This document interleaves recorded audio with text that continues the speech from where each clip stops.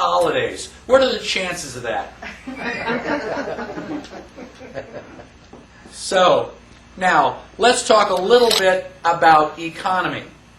All you need to know about economy is the law of supply and demand. If there's a lot of it, the price is going to be really cheap. How much are you going to spend for cow patties? Probably not a whole lot. If I want some, I'll just go out back to the back 40 and pick some up. Gold, how much is that worth? Well, a lot, because there isn't very much around. Now, the same thing is true about peaches. If I'm a peach farmer and I got 1 million peaches, and I sell my 1 million peaches this year, let's say I sell them at 25 cents a piece. Next year, I try to grow peaches, and I've got rain and frost and all sorts of weather problems, and I only have 500,000 peaches. How much are peaches going to be at the market? About 50 cents. The price is going to go up. So you've got good years and bad years. This is called market flow. And if people decide they don't want peaches anymore, then the price is going to go down. This is a normal, healthy economy. It's a free market economy. The people set the price based on what they're willing to pay. Now, we got the Federal Reserve that comes in and says, hey, this bad years, good years, bad years, good years, that's got to stop. We want to have just like a smooth, steady, flow. So we're going to set up the Federal Reserve so that we eliminate inflation and deflation. Oh, really? Okay. So, what happened in 1929? The stock market crash. I thought the Federal Reserve was supposed to fix that. I thought it was supposed to prevent that. Ugh. Okay? So let's talk about money. When we talk about money, frequently we refer to it as the blood of the economy. Excellent, excellent metaphor. Because it circulates. If I buy something for $1 and he buys something, he buys something, he buys something, and then they buy it for me, that $1 bill has gone around through all of us, and basically it's just an exchange. Just a placeholder. What happens if you have too much blood and your blood pressure goes up? Is that good for you? No. What happens if you accidentally slice your wrist and you start to lose blood? Is that good for you? No. There's a certain range. Too much is not good, not enough is not good. There's a certain limit in the middle where you need to have, in order to have a healthy body. Same thing is true of money. Too much or too little, and your economy is going to be in trouble. I'm going to oversimplify this, just so that, nobody can miss it. Let us pretend for the next 10 minutes that the only thing to buy or sell in the United States are bales of hay. Everything else you just kind of grow yourself. The only thing we're going to buy or sell are bales of hay. There are exactly 1 million bales of hay. There are also exactly 1 million paper dollars. How much is a bale of hay? $1. The dollar is worthless. It's just a representation of the bale of hay. So I've got my 100 bales of hay. But I've only got one cow. There's no way that my cow can eat all that hay before it goes, rotten.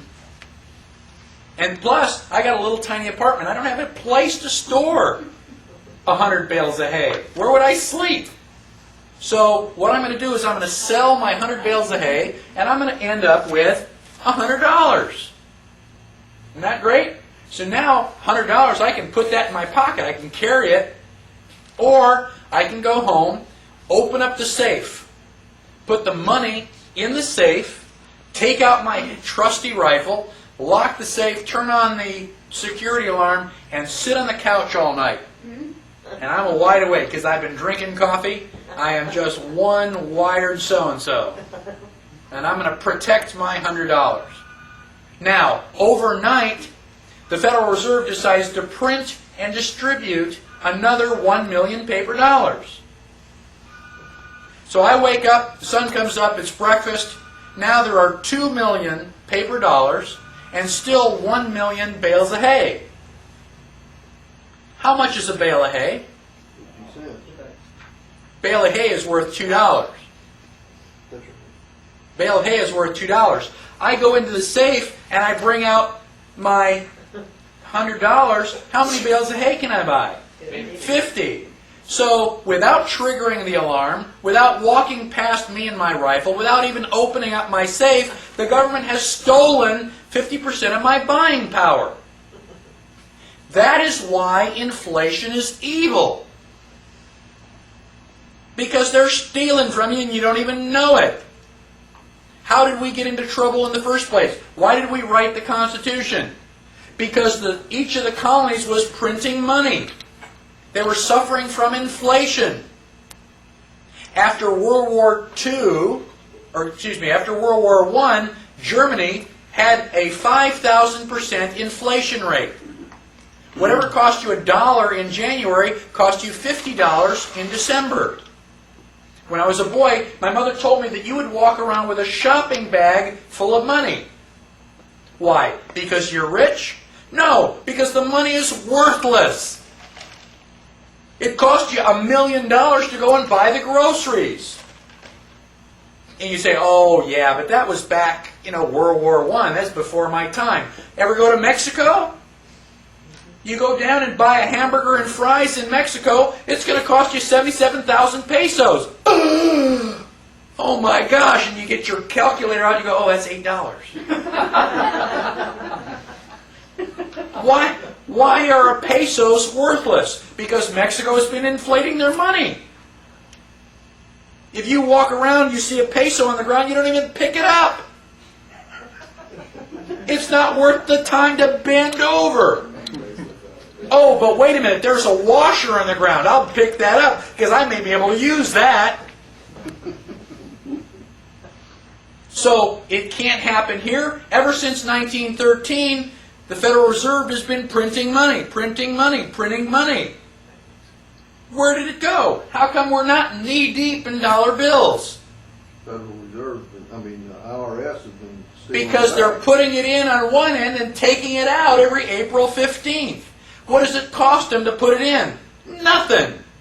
They print the money out of thin air. And they put it into circulation. How do you get it? You work your butt off. You work hard. You go, okay, I've got it. And the IRS comes along and say, okay, we're going to take 40%. Thank you very much. The IRS does not pay for roads, hospitals, and national defense. It's a lie. They're just a vacuum cleaner to suck out all the paper so you don't realize that your money isn't any more worthwhile than Mexico's. And they've been doing it since 1913.